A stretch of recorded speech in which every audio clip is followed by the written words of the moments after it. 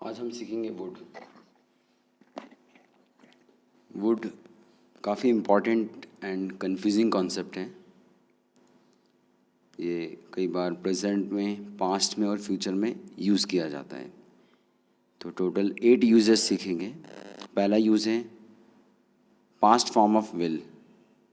Will का जो past form होता है वो होता है वुड। जनरली जो विल है वो हम फ्यूचर में यूज़ करते हैं, जैसे वह आएगा, ही विल कम। वह ट्राई करेगा, ही विल ट्राई। फ्यूचर के लिए विल लगाते हैं। लेकिन जब पास्ट में फ्यूचर की बात बोली जाती है, जब पास्ट में फ्यूचर की बात कही जाती है, तो विल ना यूज़ करते हुए विल का पास्ट फॉर्म वुड यूज़ किया जाता है। फॉर एग्जाम्पल, पापा ने कहा था वह प्रॉपर्टी खरीदेंगे। पापा ने कहा था, अभी नहीं बोला है, ये पास्ट में कहा था कि वह प्रॉपर्टी खरीदेंगे। पास्ट में फ्यूचर की बात कही गई है, तो हम विल ना यूज़ करते हुए वुड लगाएंगे। Father told that he would buy a property.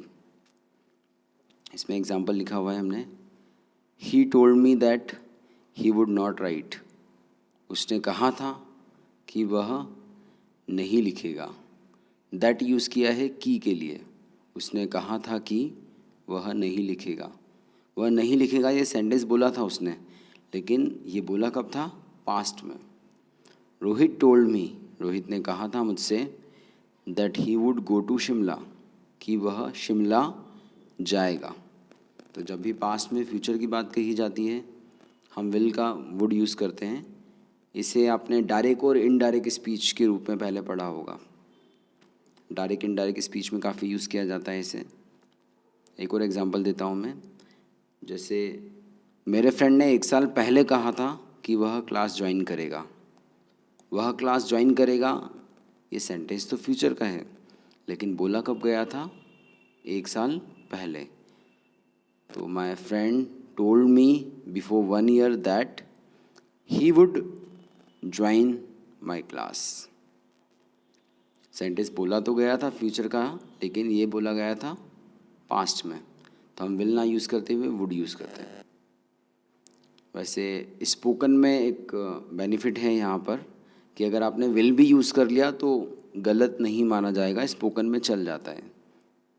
क्योंकि अगर आपने पास्ट में भी विल लगा दिया, वुड ना लगाते हुए विल लगा दिया, तो अंडरस्टैंडिंग हो जाती है। जैसे उसने कहा कि मैं आऊँगा, he told that I will come.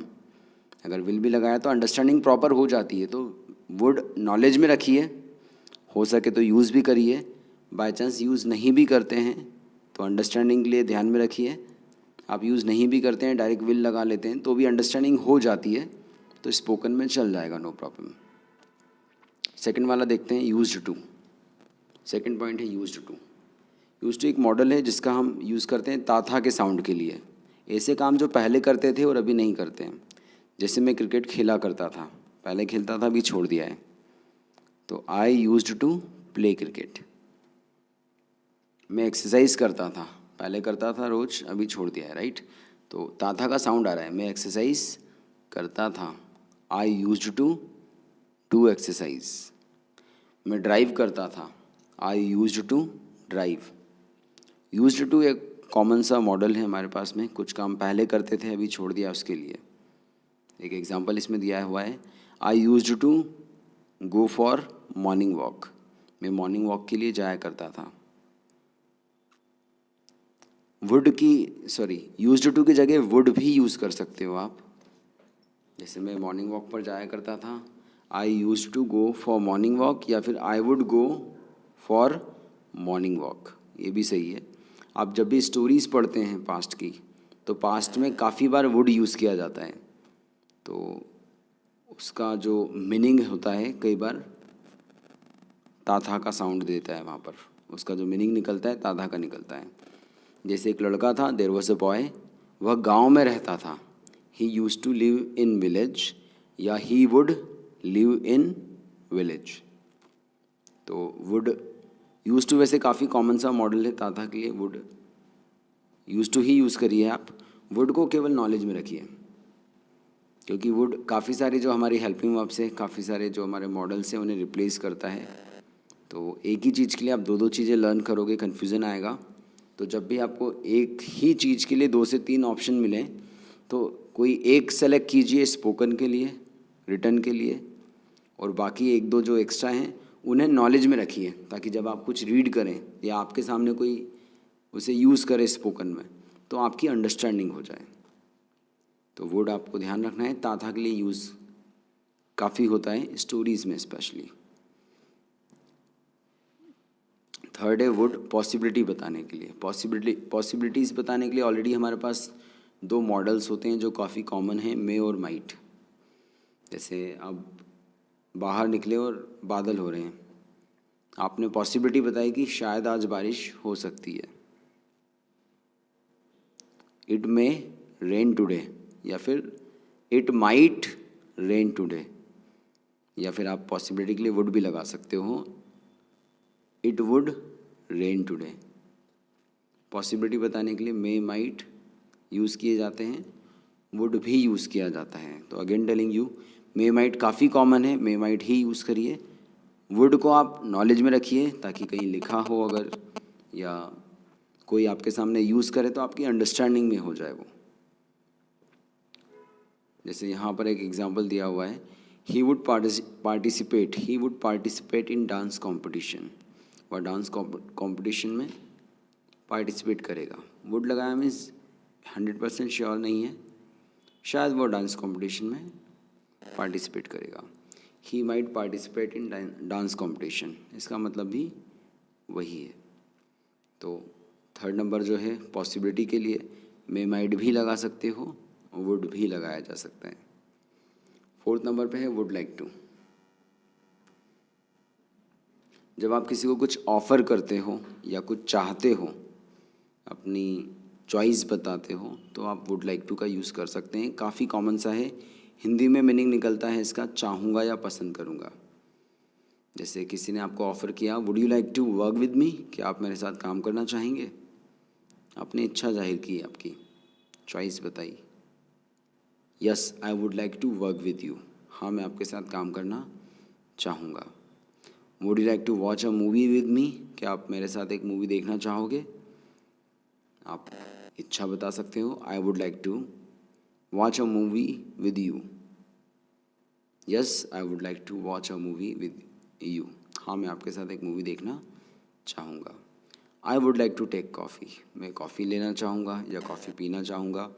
I would like to read this book, मैं इस बुक को पढ़ना चाहूँगा या मैं इस बुक को पढ़ना पसंद करूँगा। चाहूँगा या पसंद करूँगा, दोनों के लिए हम वुड लाइक टू यूज़ करते हैं।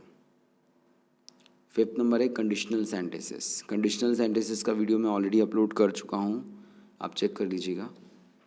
काल्पनिक जो सेंटेंसेस होते हैं, अनरियलिस्टिक जो सेंटेंसेस होते हैं, वहाँ हम काफ़ी यूज़ करते हैं वुड का।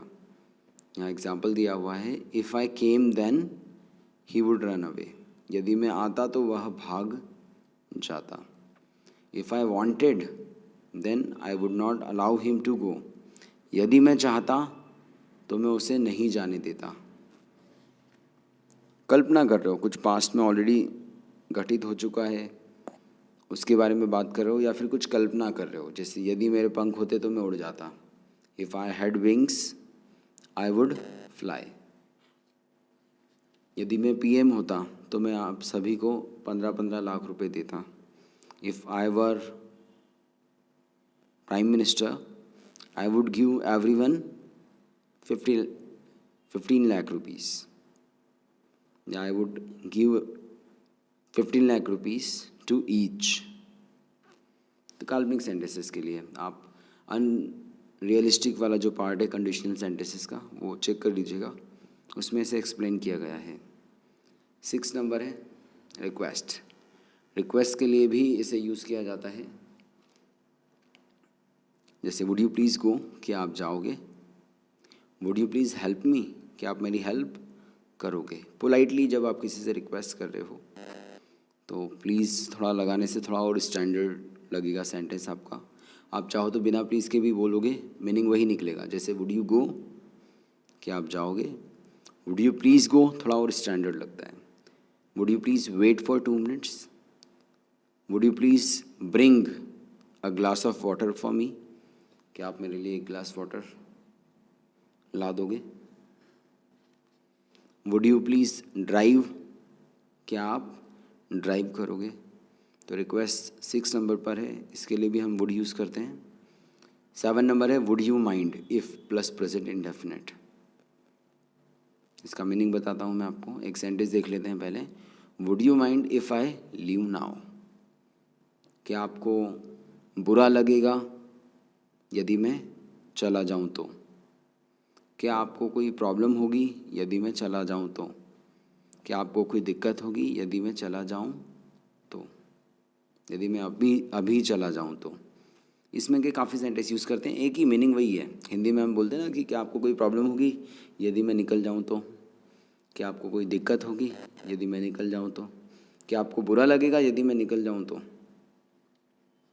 Would he mind if I don't do this work? क्या उसे बुरा लगेगा यदि मैं यह काम नहीं करूँ तो?